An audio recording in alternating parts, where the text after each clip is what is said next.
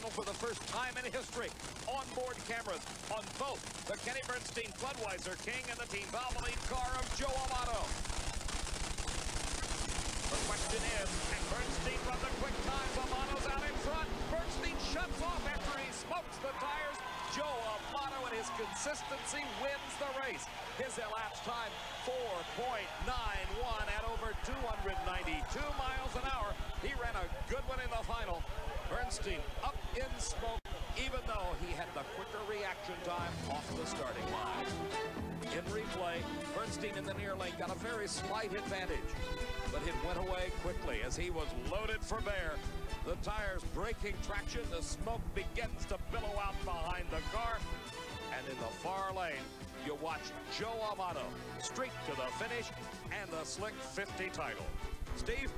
Well, Joe, everyone at home was along for the ride as you started your celebration in the cockpit. Steve, what can I say? It's been a tough weekend. You know, Team Valvoline, Dynamax, all my sponsors. I'd like to dedicate this race to one of my secretaries. I have two in Amato Racing, and Debbie Adams. She died last week in a car accident. It's kind of been motivating all weekend. Sorry to hear that, Joe. Were you tempted to try to run an 80, figuring Bernstein might? What do we run anyway?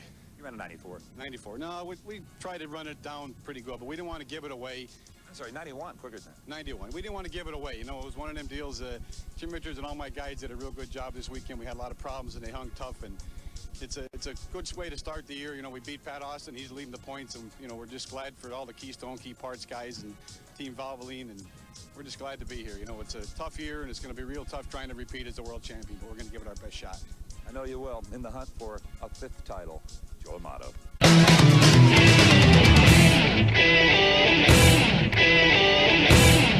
That was a non-points event. Don has not fared well. This car has not lived up to the potential that it showed in testing prior to the Winter Nationals when it ran a 488. That is, until he came here to Atlanta. But he knows he's got a job to do here as Joe Amato, with the Valvoline car, comes to the starting line. Amato, by 100th of a second, has the lane choice. 487 in the semis for Amato, 488 the time turned by Prudhomme. This, another of the great pick-em races. You take your choice as to who will win.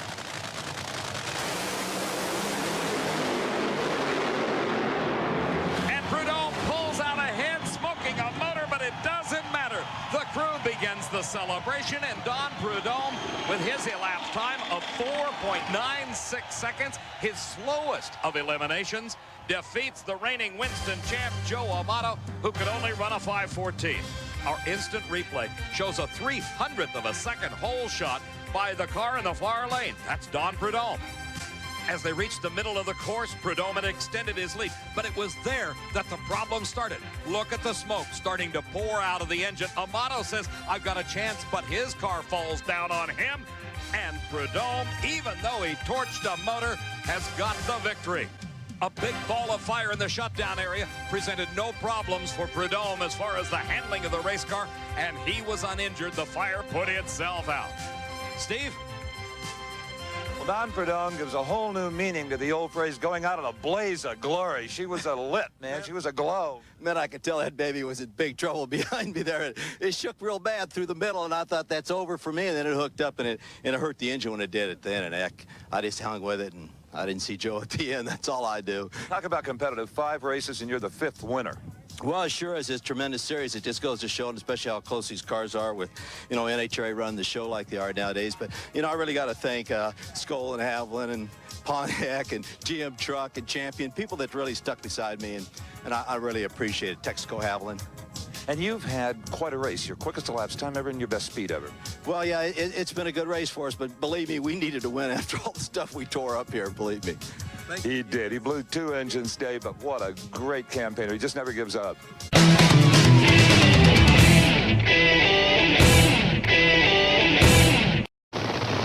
Well, you can be sure of that. These guys are both hungry. They both got first-class crews, excellent race cars. They've run well all day long.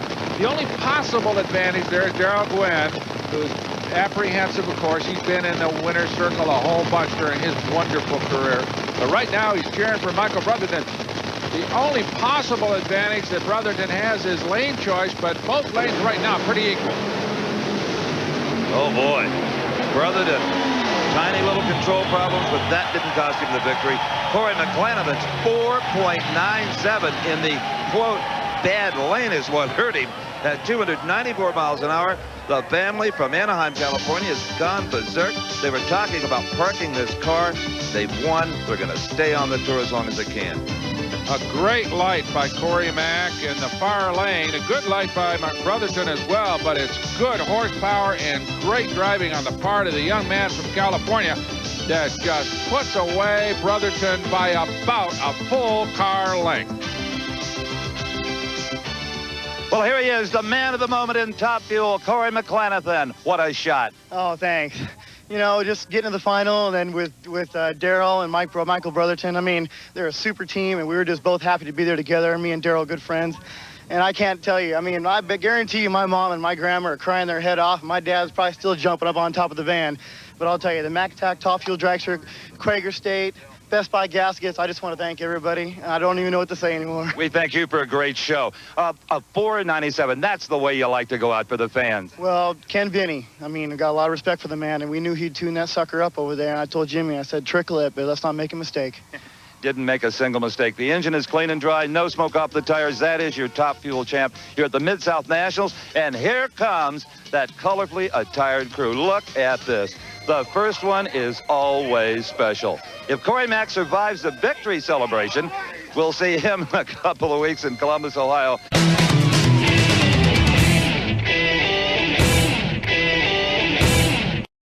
It was just a month ago at Indianapolis Raceway Park when the McDonald's team pulled off that very rare double. McCulloch winning in Top Fuel, Pedregon winning in Funny Car. The possibility now exists here in Topeka.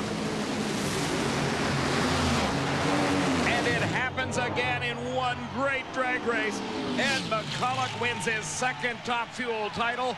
483 at over 294 miles an hour, but Joe Amato was close behind. 487 at 291. Watch again. In slow motion, you saw McCulloch's header flames come up first. That indicated he left the starting line 0.04 of a second ahead of Amato. And he also had a 0.04 of a second advantage in performance. That gave him a wide margin when they crossed the finish line. More than a car length victory.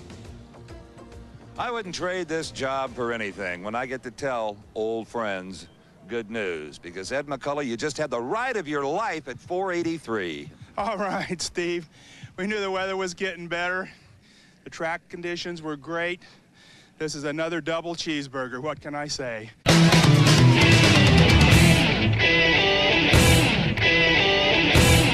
Well, as far as the big names are concerned, let's look what happened in the semifinal. I mean, McCulloch, Pedregon, and John Force all go out with mistakes in one round.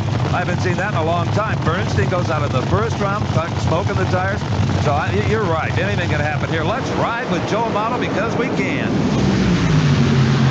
Straight and strong. It is Amato with a ball of fire for the runner-up, Corey McClanathan. Joe Amato has won the Summer Nationals for the second time in his career. We see the fire coming out around the head of Corey McClanathan's car. He obviously blew a head gasket. That's what we saw. Not real serious damage, but enough to put him out of the race. They'll get down and put a few extinguishers on that, put it right out, but nothing to be concerned about. Amato's time in the final, a 5:01 to a 5:18, and I think of the replay, Corey Mack had used up Joe Amato the first half of the racetrack, was ahead of him. He certainly did. He took a starting line advantage that he could certainly be proud of. But it was down course where the head gasket comes out. You can see it starting to go right now, and that's where Amato makes his strong move. Lots of smoke coming out, and then the fire, and it was all Amato. So let's take a ride with Amato with the in-car camera on the wing, if you please, to see just what it's like. He steps on it, the fire comes out of the pipes. 5,000 horsepower there, folks. That's a lot of power. Joe, you didn't try to murder him, you just tried to beat him with a 5:01. It's the name of our game, steady. You know, that's how we win championships. You know, Bernstein's out there running 300, and we're just trying to be steady. You know, we didn't have all that power. It's easy to smoke the tires. We just struggled all weekend to try and get it down the track and pay dividends. And you were virtually deadlocked now with Kenny in the Winston points. Well, that's what it's all about. You know, we struggle a little bit, he struggles a little bit, but I'm sure it's going to come right down to the end. You know, it's a real pleasure for Team Valvoline and Keystone and Key Parts, and we've been steady all weekend. Congrats, second win this season. It was a little payback. Last year Joe Amato red lighted, so this year I was a little nervous, you know, against LaHaye, so paybacks are good, and God looks over you all the time. Indeed.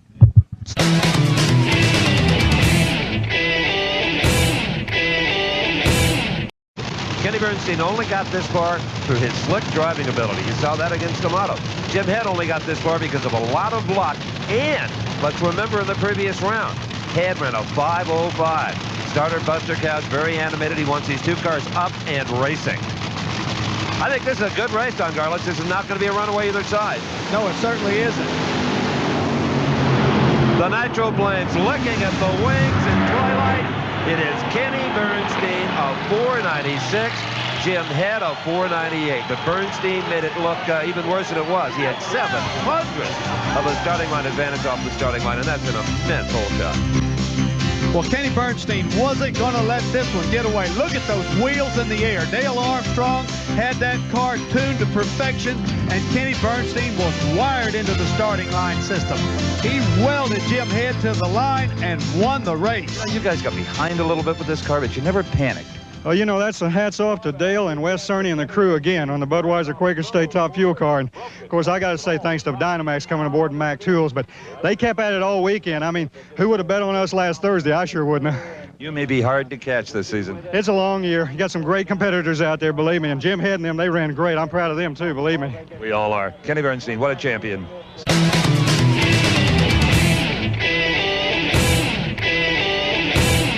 And that is the dedication, motivation, and the emotion of this crew with Michael Brotherton at the wheel. What a story this has been, from the crash yesterday and qualifying to the overnight rebuilding of this race car. And Ken Vini, as the crew chief, has done an absolutely brilliant job consistently in the 490s. Brotherton driving as well as he has all year long. Now, look at that. Ken Vini says, hit it. And Michael Brotherton answers back in kind. There's the brand new nose piece and front wing on the Coors Light car owned by Darrell Gwynn. Darrell, as we told you, is in Florida. He gets a phone call after every round of racing from his dad. What will this one be? Are we winners or did we finish runner-up?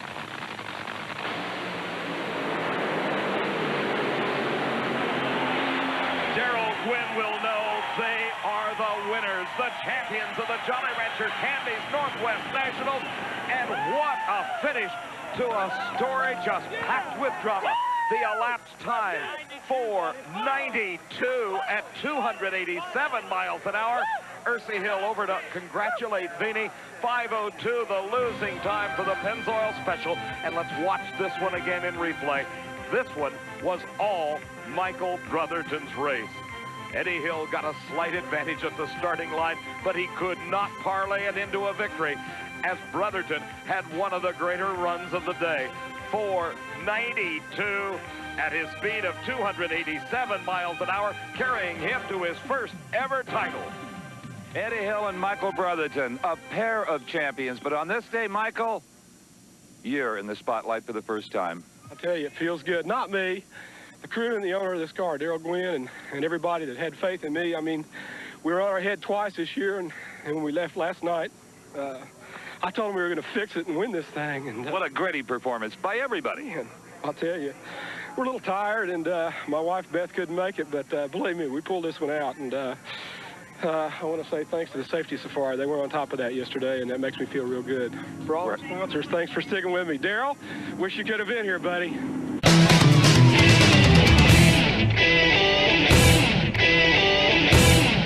Ed McCulloch has the opportunity to save the day for the McDonald's team, and boy, does he want to win.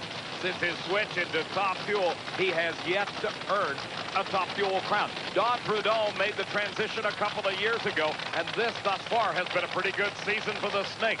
2 victories earlier this year has kept him in the thick of things in the Winston points chase. For McCulloch, he's got everything going for him. His crew chief, Lee Beard, has selected the lane nearest the camera. He had a 4:97 in round number 3. In the semifinals, the Snake ran a 4:98 in the Skoal Bandit car. John Medlin with a final check of Prudhomme's entry. Oh, so gently into those staging beams, getting themselves set. Prudhomme and McCulloch, the finals of Top Fuel at the Autolite Nationals. Tremendous race, and Prudhomme by half a car length takes the victory. Consistent with his time. Boy, what a great race this was. 491 at 286 to a losing 493 at 285 miles an hour. The celebration begins on the starting line as we have the opportunity to go back and look at it again. Prudhomme in the far lane got nearly 3/100ths of a second advantage off the starting line. He didn't really need it, though. He had the performance as well. A 491 to a 493. Add them together and you get a win by less than a car length. Don Prudhomme, the Top Fuel champion. Let's go down to Steve. What a tremendous Top Fuel final. 491 Snake to the Aces 493. A great battle. Probably the greatest race I've ever been in. I got to tell you, that's, I know we both lived pretty close, and Ace was going to be tough, and man, I just can't say enough for, the crew. Everybody's doing just a great job.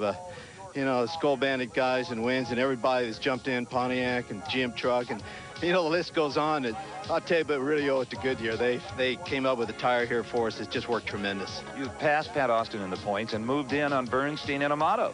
Well, that's what's important. That's why we're here, but.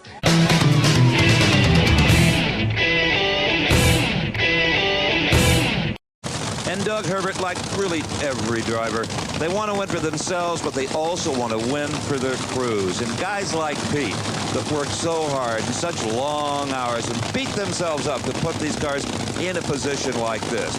Ed McCulloch, far lane. Doug Herbert, near lane. The finals of the U.S. Nationals in the fastest accelerating vehicles in the world. Top Fuel dragsters. And will Larry Minor go 2 for 2 with his team today?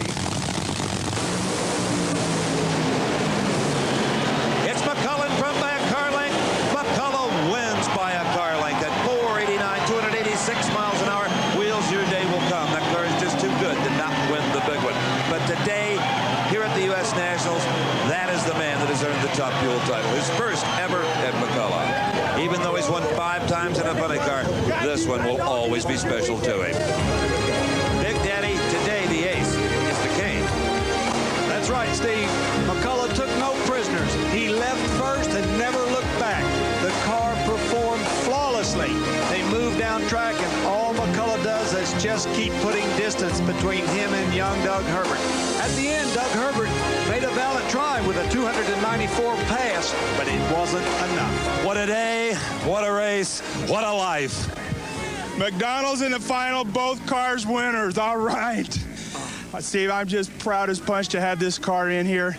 Our entire crew, the whole gang, both teams worked really hard. What can I say? You haven't driven a better race all year. Steve, I love this race. You love this track? I love this track. I feel so good that to be able to win my first Top Fuel race here at the U.S. Nationals, I'm really proud to be able to do that and to do it for Larry Minor and for McDonald's. And the U.S. Nationals is the biggest and the best of all time, and I love winning it. I can't add a word to that except congratulations. Thank you, Steve.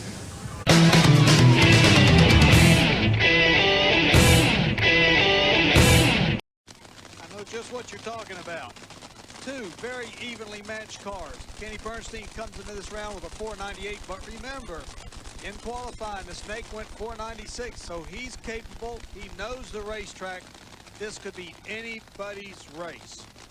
The final pair of the 22nd annual NHRA Le Grand National Molson are about to let it happen. Kenny Bernstein, Don Prudhomme. We've been talking here in the booth. None of us would wager a bob either way on this deal. Bernstein and the Snake. Bernstein far lane. The big top-end power of Kenny Bernstein has won it. 292 miles an hour. A 503 for Kenny to a 506 for Don Prudhomme. Prudhomme's speed, though, only 271, and that spelled the difference. Don Garlitz is at the starting line with one happy crew chief. 503, but something flew off of that thing. Yeah, looks like it lost the blower belt, but it must have lost it, right at the right time because it ran 292. But that was a heck of a race, yeah. Every time we race, Snake, man. I mean, you got to give him all the credit in the world. He's a tough competitor, you know, so we didn't know what was going to happen coming up here. But okay, congratulations. Well, let's go down to Steve at the end with Kenny. Oh, I am with Kenny Bernstein. As he said in that interview, he hasn't been feeling real well, a touch of the flu, but I have a feeling he just found a cure for the flu or the common cold or whatever he may have, and it's called beating Don the Snake Prudhomme. They thought they saw something blow off the car. Can you remember the blower belt? It is on, and you have won, my friend, at a 5:03. But first, you've got to shake hands with the Snake. These two love to race each other. Great job, Kenny. Hey, thank you, Steve. Great. Don did a great job. I'm happy for Dale and Wes and the team, the Budweiser King, all these Quaker State, Mac Tool, and Dynamax. Really, TNN, we love being on here. We love having you. Did you see him at all? It was a heck of a drag race. It's hard to see in these cars, Steve. You sit way back and so low with the sides on them, you can't see. You feel. I felt the Snake over there. I knew he was there. A heck of a race. Well, we're going to show everybody at home a replay. Right? Well, Steve, we could almost show them last year's race as well, because this event is a virtual carbon copy of last year's race, and the result was almost the same, except possibly some breakage at the far end, Big Daddy. Well, both cars were very evenly matched. Here we see the header flames coming out, and what we thought earlier was the blower belt was actually part of Kenny Bernstein's wing element. Well, it happened at the far end, didn't bother the result as Kenny Bernstein and Dale Armstrong celebrate their second victory of the year and also an increase in their point standing.